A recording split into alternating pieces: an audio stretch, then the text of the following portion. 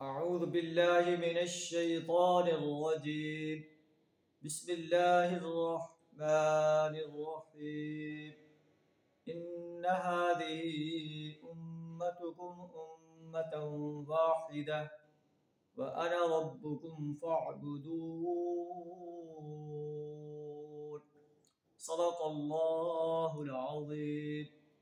سورہ انبیاء آیت نمبر 92 آپ کے سامنے تلاوت کی ہے، جس کا ترجمہ کچھ اس طرح ہے: ان هذه امتکم امۃ واحدہ، یہ تمہاری امت حقیقت میں ایک ہی امت ہے، وانا ربکم، اور میں تمہارا رب ہوں، فاعبدون، پس تم میری ہی عبادت کرو.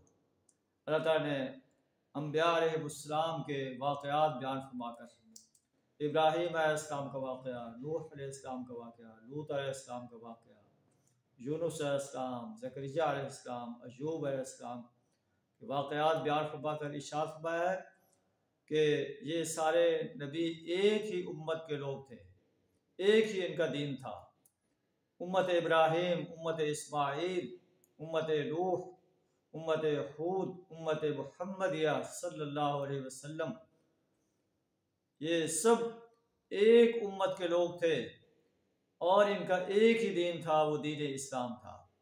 لیکن لوگوں نے اس کے بعد اپنے دین کو ٹکڑے ٹکڑے کر دیا. وَتَقَطَّعُوا أَمْرَهُمْ بَيْنَهُمْ، انہوں نے اپنے دین کو ٹکڑے ٹکڑے کر دیا.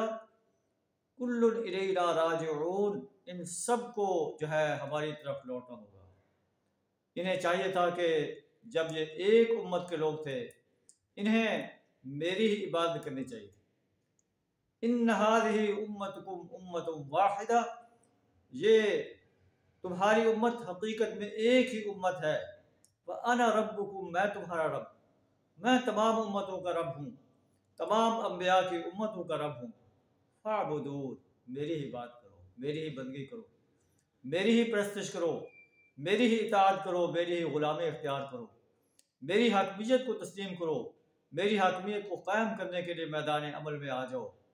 اگر ایسا کرو گے تو جنت کے باغوں میں داخل کرو گے. اور اگر میری بندگی سے اعراض کیا، میری اطاعت سے اعراض کیا، میری حاکمیت سے اعراض کیا، تو میں نے جہنم تمہارے لیے تیار کر رکھی.